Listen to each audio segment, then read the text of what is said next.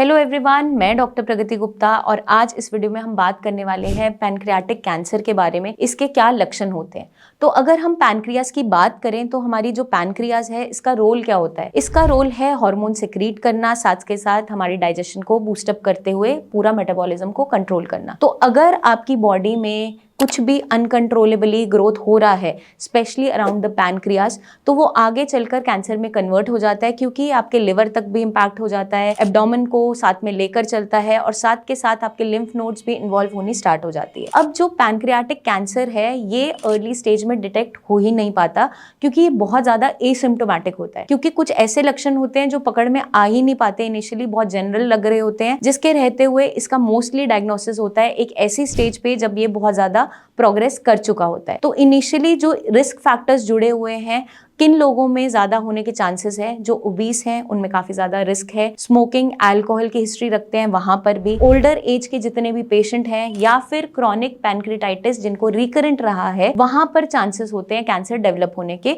क्योंकि वहां पर जब इन्फ्लेमेशन बार बार हो रही होती है उसके रहते हुए वहां का जो सेल्स का स्ट्रक्चर है वो अपने आप को बदल लेता है और उसके रहते हुए अनकंट्रोलेबली ग्रोथ बनती रहती है और आगे चलकर कैंसर में ये परिवर्तित हो जाती है। तो लक्षण बेसिकली हमें देखने को मिलते क्या है। इनिशियली एब्डोमेन पेन के साथ ये कई बार स्टार्ट होता है, अनएक्सप्लेन्ड वेट लॉस हो रहा होता है, पेशेंट को पता ही नहीं चल रहा है बट वजन घटता चला जा रहा है। एक बार जब लास्ट तक डायग्नोसिस बना तो सीधा पता चलता है कि पैनक्रियाटिक कैंसर हो गया है। अचानक से डायबिटीज बन जाती है, शुरुआत में तो नहीं थी, क्योंकि इंसुलिन की जो सिक्रीशन है वो रुक गई है या अच्छे तरीके से नहीं हो पा रही है, और साथ के साथ जॉन्डिस देखने को मिल सकता है, या फिर पेशेंट में बहुत ज्यादा वीकनेस या फटीग। तो ये कुछ ऐसे लक्षण है जो जनरली हमें कई बार तब भी देखने को मिलते हैं जब आपका लिवर इम्पैक्टेड है या फिर आपको कोई ना कोई क्रॉनिक इन्फेक्शंस बार बार हो रहे हैं, तो उसके रहते हुए भी देखने को मिल जाता है। इसलिए ये इनिशियल स्टेज में डायग्नोस हो ही नहीं पाता। तो अगर आपको लगता है कि आपको रिकरेंट बार बार कोई स्टमक इन्फेक्शंस हो रहे हैं, क्रॉनिक पैनक्रियाटाइटिस बार बार बन चुका है, एक बार ठीक हो जाता है लेकिन फिर बन जाता है, या फिर आपकी शुगर कंट्रोल में नहीं आ पा रही है,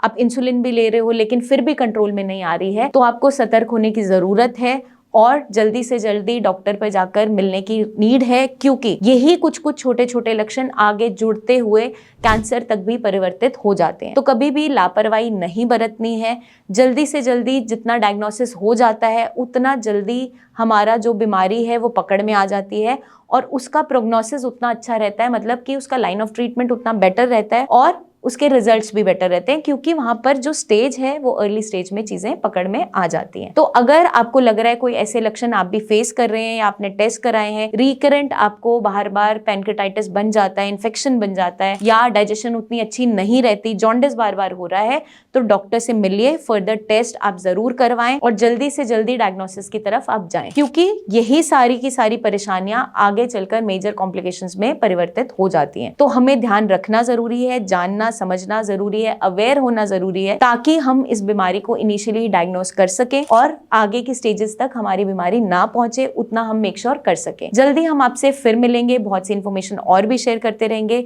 तब तक के लिए अपना ध्यान रखिएगा एंड टेक केयर।